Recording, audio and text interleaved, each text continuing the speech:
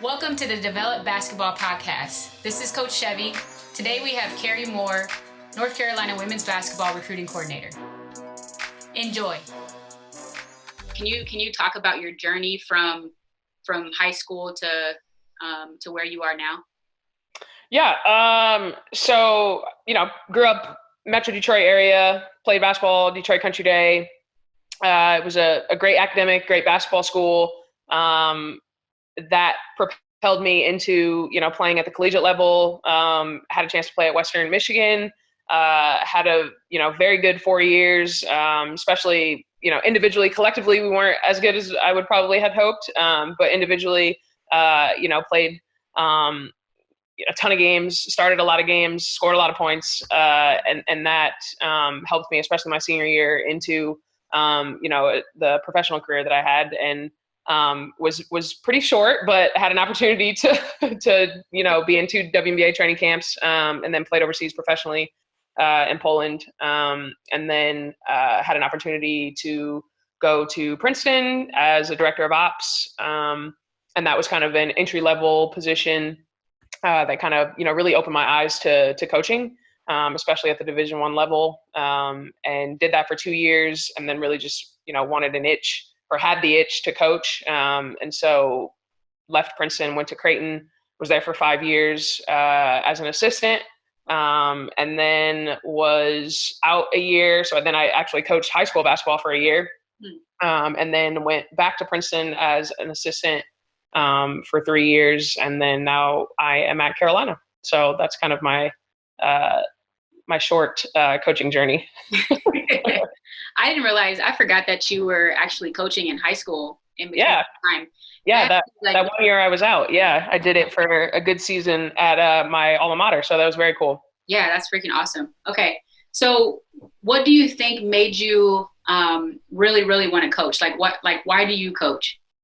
Yeah. I think a lot of us have different reasons why we do it. And I think for me,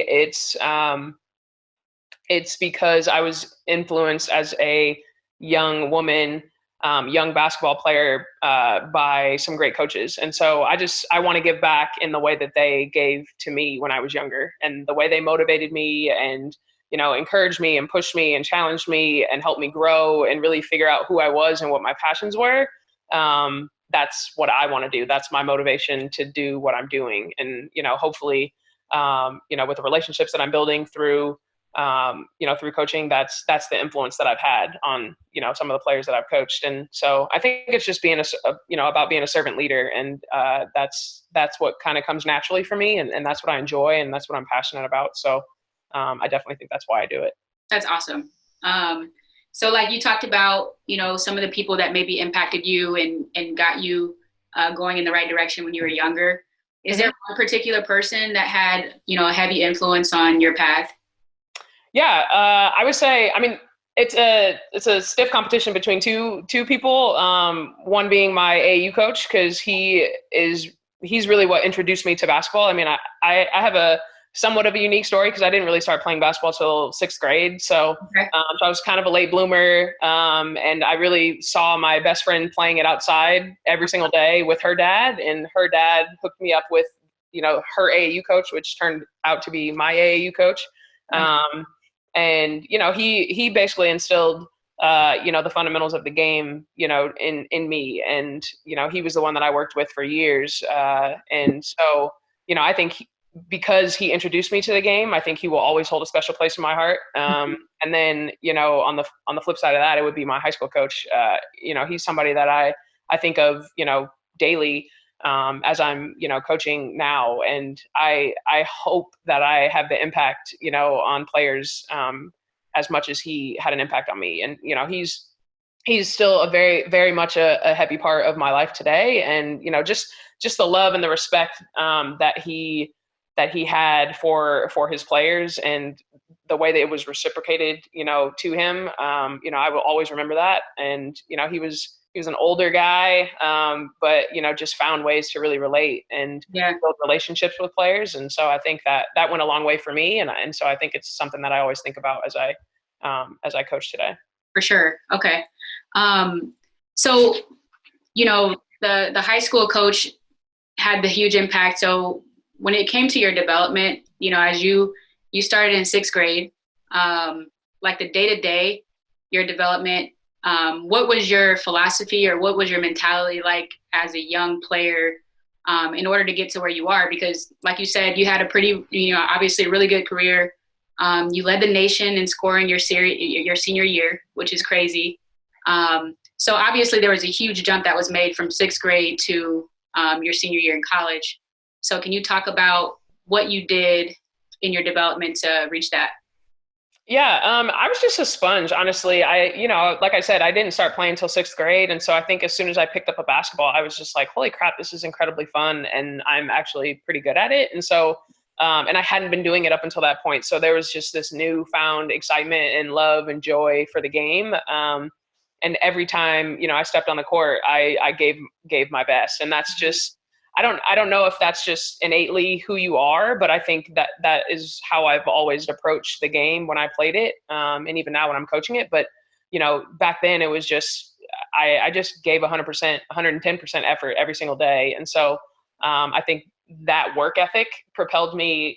From sixth grade to eighth grade, I made a huge jump, and then obviously from ninth grade to 12th grade, made another jump, throughout the high school level, and I was able to play with a lot of other really good players at my high school. And so I think that had a really good impact on me because, I probably played with 10 to 15 Division I, future Division I women's basketball players. So, just learning from them every day and competing against them every day made me better. And as they graduated, I knew I had to step up my game to really, lead the program, if you will. And so, so then I got to college, and then, I got to play with the best of the best in terms of, playing at that level. And, we always played, our non-conference schedule at Western was always, one of the best in the country. And, we played the Notre Dames and the Michigans and those type of things. And so I don't know, I had a chip on my shoulder, probably just being at a mid-major. And so I always wanted to prove myself.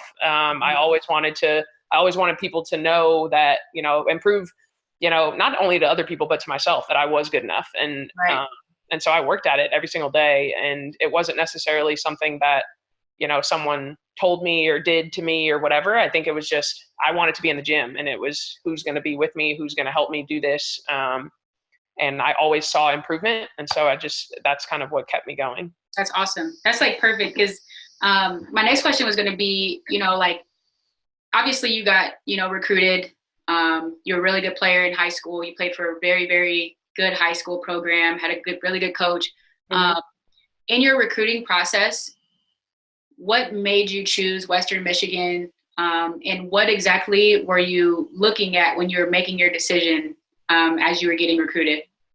Yeah. So my recruiting process was just a little unorthodox, just because I tore my ACL my junior year. And so I think ninth through probably 11th grade, pre-ACL, I had my sights on playing in the Big Ten. And I think ideally my dream school was Michigan, and I wanted to play there. And just always had. I mean, just coming from Country Day, Michigan just made sense in terms of, the academic and the basketball portion. And, I just remember them being incredibly guard heavy at the time. And, I tore my ACL, and then, I got that kind of, and I don't know, I have a selective memory, but I really feel like this happened. And so I feel like there was a phone call that happened that was, basically like, hey, really sorry about the injury. We just, in terms of the recruiting process, we really just need to see you play more. Mm-hmm. And so, can't really make decisions until that happens. And so, I felt like I got that type of phone call from a lot of the BCS schools. And a lot of the mid-majors were, oh, we love you. We know you're going to come back strong. This doesn't change anything, about how we feel about you throughout the recruiting process. So, and Western was one of those schools. And I remember just going on the official visit. I think it was one of maybe 3 visits that I went on, and it was, I don't know, it just felt like home for me. I mean, the players, they just loved on me for the 48 hours that I was there, and it just felt like a place that I needed to be. And so that ultimately, made me choose Western. And I think that, like I said, because I felt like I had my sights, on the Big Ten, I think I always, played that way when I ended up going there. Right. Okay. Was there a second part to that question that I completely missed? Or No, that was good. That okay. was really good. So did you have a list? Did you did you do anything outside of, the feel of it? And Yeah. obviously they did a good job of being persistent and having faith in you as you got, through your injury. Prior to that, did you have obviously you wanted to go to Michigan. Did you have a plan? Did you make a pros and cons list? Did you do anything that kind of would help you make a decision?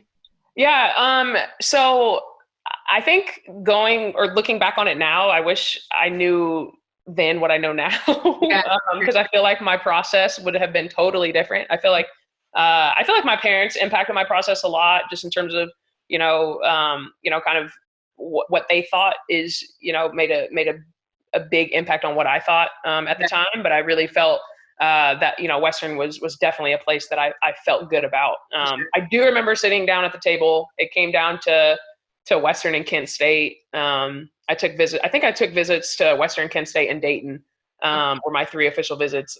But it came down to Kent, because Kent had been recruiting me since literally day one. I mean, I think they saw me as a 7th grader or something like that. And so I don't know if it was a pros and cons list, but I do remember sitting down at the kitchen table with my mom and dad, and we were just going through kind of anything and everything you could possibly think about. What about this? Does this school have that? And so I felt like it was a long and thorough process. It was very interesting, because I think when I originally went into the process, I said things like, oh, I don't want to be close to home. I want to go away to school. And then I ended up, at a place 2 hours away from home. So I feel like I went into the process wanting something completely different than what I got coming out of it. But I still feel like I nailed it in terms of, my experience. So. Okay. That's good. Now that you're on the other side, okay, so you're the recruiting coordinator at North Carolina, big time basketball school. What do you think is some of the best advice that you could give a kid? Because you're talking about, your dream school was Michigan, obviously BCS. You ended up mid-major, which was obviously a very, very good experience. When it comes to making a decision for yourself, what advice do you have for kids who are in the midst of trying to make a decision on a school, and also looking at, having dreams or aspirations of playing BCS? Yeah, I mean, I think you should just really think about fit and do your research, right? Do your research in terms of what their roster looks like, currently, and what it's going to look like when you're a freshman there. What are their needs? Are you really going to have an opportunity to, think about what you want your experience to look like? And if it's I want to play and I want to be, an integral part of this team's success, I think you should really make sure that that's possible at the BCS level. And for some that is, for sure. Some players, you're a shoe-in to what that school needs. But make sure that's the case, because I think nowadays, I mean, and you've experienced this, being at Creighton and playing and coaching at Creighton. I think, at the mid-major level, you can accomplish anything and everything, individually and collectively, that you would want out of, a basketball experience. And so it's not a knock on you by going, to a mid-major school as opposed to a BCS school. And, I think there's a lot of arguments out there that, mid-majors are equally as good as a lot of BCS schools. It's just the name, that's on the back of the jersey. So I think it's, really, really sit down and think about what you want out of your experience. And if it can't happen at a certain place, don't sacrifice, your individual wants and needs, because I believe that you will go there, or if you do go there, you will be unhappy. And I think that's why you see the transfer portal looking the way that it does. Yeah. Oh, and we're gonna talk about that. Yeah. Okay, so say you're a kid. Okay, you're wanting to get recruited. And if they send you an email, or if someone's trying to reach out to you that is actually your caliber, your level, whether you're at Princeton or North Carolina, What makes you open the email, and what has to be in there in order to get your attention? One, I think just those first couple sentences in the email, whether that's who they are or accomplishments or what it is, I think that's probably as far as I get in terms of, and might be a bad thing, No, it's good. but I would say, that's probably about as far as I get, is the first paragraph in those emails. And then obviously video. I think video to me is probably the one thing that I would probably pay attention to the most, because especially at Princeton, I know, I was responsible for most of those. And so I would, read first couple sentences about who the kid was, probably what height, what position, what year, just to kind of get those essentials. And then I would go straight to the film and watch it and just, form an opinion off of that. So, so I would say for sure, make sure there's video, like the Word docs with like all the stats and stuff, like, nah. You can save your time on that one. Personally, I mean, maybe someone else might like that, but yeah. No, I agree. I think it's as short and to the point. Yeah. Can be with the actual content of what you're saying, and then video is obviously the best way you can kind of get a feel for that they can play. A good subject line too is, sometimes will sway my, like if it's like top 21 in the state of Cali, like, some of those are stretches at times. But I think that definitely like at least opens my eyes for a sec. And then that gets me to maybe read 5 sentences instead of 4 and then go straight to the film. So yeah. Yeah, and a lot of kids don't realize, and maybe even high school coaches too, like your inbox is flooded with right. This. So it's not crazy that you don't take the time and look at every single email. Yeah. You have a million other things going on, so that's good to know. Yeah. Okay, so you get past the part that you're actually interested in the kid. Say your video coordinator is like, hey, you got to check this kid out. You think she's good enough to at least get on the phone with. Because it's a kid that's not, on a prospect list that you had already created, what are you looking for in those phone calls from a parent standpoint and an athlete standpoint? So are there some red flags or some things that you're looking for in a conversation to continue to pursue that kid? Well, one, I hope they have some personality. I know it's not very fun to talk to kids that like are just complete duds. I mean, obviously you have to, some really good basketball players are not overly into communication, which is fine. But just, try to meet me halfway a little bit in terms of, being able to hold a conversation for at least 5 to 10 minutes. I promise I won't keep you on the phone for a half hour, but just especially if you're interested, right? Like if you're interested, you should definitely make an effort. If you're not interested, that's a whole other thing. But if there's interest on your part, I mean, definitely try to be able to hold a conversation for a little bit.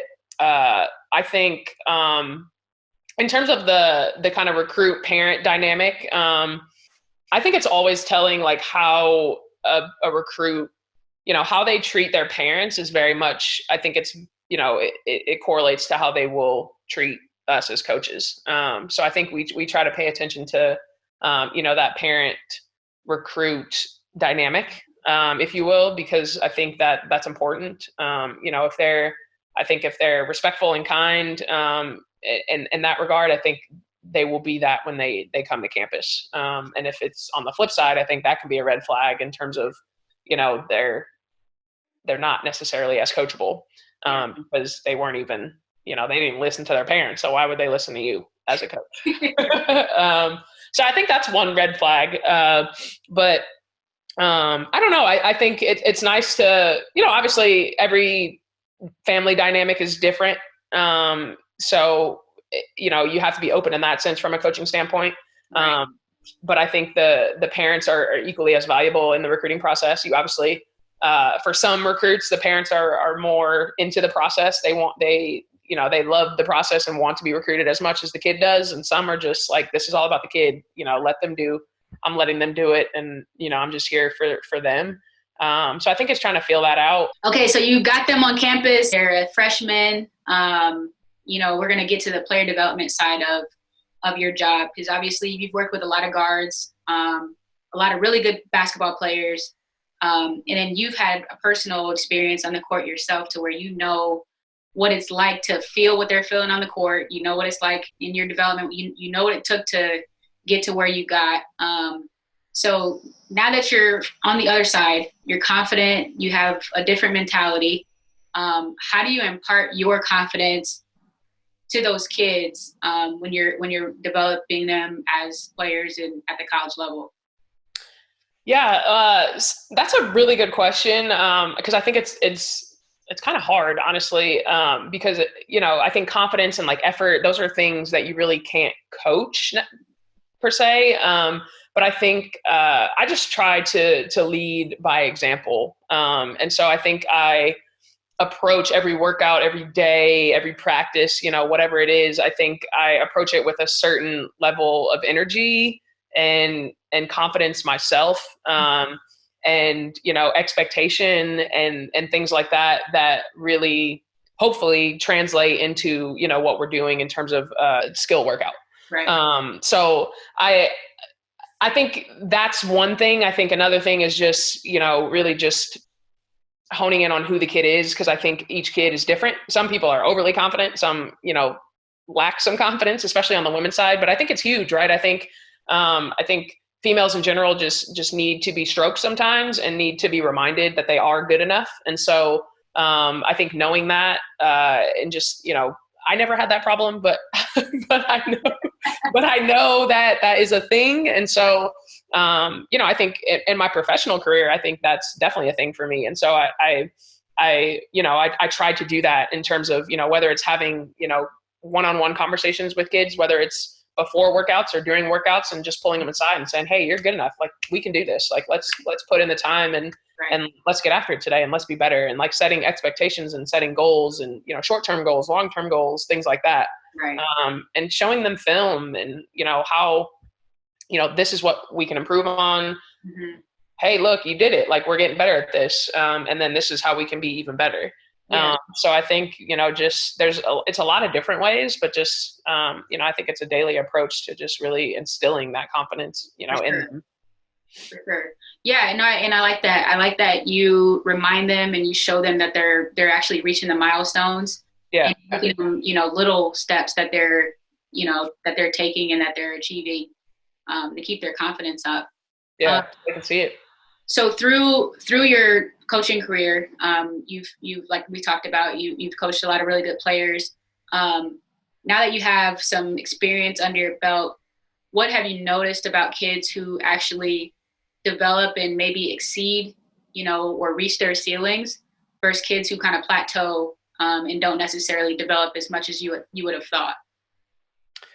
Yeah, that's another great question. I think, I don't know, my head just immediately went to Kobe and just like that mama mentality. And like, so I think in terms of those that, continue to, just get better, I think those are the ones that really put in the time. And, whether they're talented or a little less talented, it's the work ethic that really separates you. And I think, Kobe always, he always talks about just, he had the talent, but he also had the work ethic, and that's what made him so good. Right.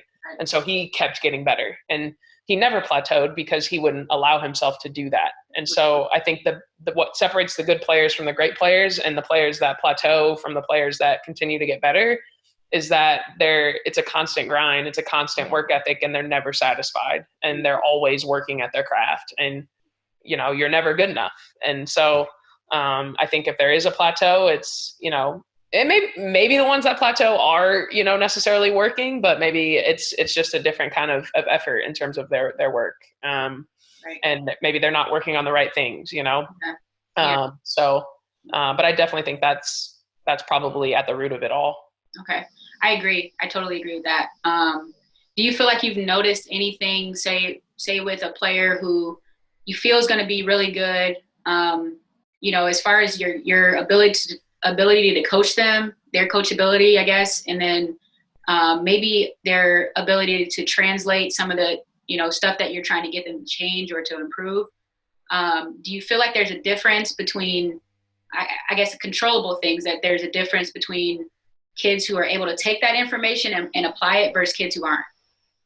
Oh, for sure. Yeah. I mean, the coachable ones, and you have talent, like, holy crap, like you have the potential to be amazing, right? Like the sky is the limit in terms of how good you can be if you're talented and also can take constructive criticism and put that into what you're working on daily. Mm-hmm. And allow other people to help you get better. Like again, I talk about the perspective that I have now as a coach, and I think about what I thought I knew as a player at the age of, 21, 19, whatever, however old I was when I played college basketball. But like, I did not know a lot now that I know what I know now, and I don't think you know that as a player. You think you know everything, because you have this success, but like, coaches, most of them hopefully know what they're talking about, especially at the college level. And, even at the high school level, I think there's some really good high school coaches out there. And so, I think and the high school coach is very impressionable on a kid. So, I think that is an important thing too. So the more you are open to learning and listening, I think the better. If you're a high school coach right now and you're having to deal with, obviously it's different. High school is different. Some kids are there because their parents want them to have something to do. Yeah. And kids are really there for it. Like how would you handle having some talented kids and making sure that you're doing the best that you can to get them ready for college? For the next level. Yeah. I think it's about that daily process with the really good ones. And you got to coach every kid differently, right? And we talk about that as college coaches, and especially at the high school level. So if there are some that are just doing it because it's a winter sport and they're just checking a box and they're just kind of there to be there, like that's fine. But then the ones that are there because they're basketball players and they want to play this thing out, I think you have to know that and really, whether it's pre-practice stuff, getting in the gym with them before practice and spending some time with them before the collective group gets there, or post practice, keeping them around to show them some things or talk through some things with them, or showing them a read in your offense, hey, this is something that I think we can be really good at, or you can be really good at, if it's whether it's one player or 2, 3, 4 players or whatever. But yeah, definitely, I think fundamentals is huge at that level. So constantly getting the kids in the gym that want to be there, and it can be an open thing, right? Like say whoever wants to be here, at this time, I'm going to be here. So come if you will. And so the ones that want to be there will be there. And so I think the extra time is what that's really what gets the kids better at that age. And so I think that's incredibly important because there's so many things that kids really don't know and haven't practiced enough by the time they get to college, that really sets them back. So I think high school coaches can spend a ton more in terms of just the time that they spend in terms of teaching and what they emphasize, right? Like it's not always about what you teach, but it's about what you emphasize. And I think that's huge because building really good habits early is going to benefit the kids later. Yeah. All right. So one of the questions that I did not ask earlier, as it pertains to athletes trying to get recruited. Obviously, the time that we're in with COVID-19, recruiting has changed. I'm sure you guys have done some virtual visits and all of, that kind of stuff, a lot of FaceTimes. If you're an athlete right now, okay, so the spring evaluation has been canceled. Who knows what's coming for a July evaluation period? Say there's no July. If you're an athlete right now and you're Division I player, Division II, whatever level you are, how are you navigating this?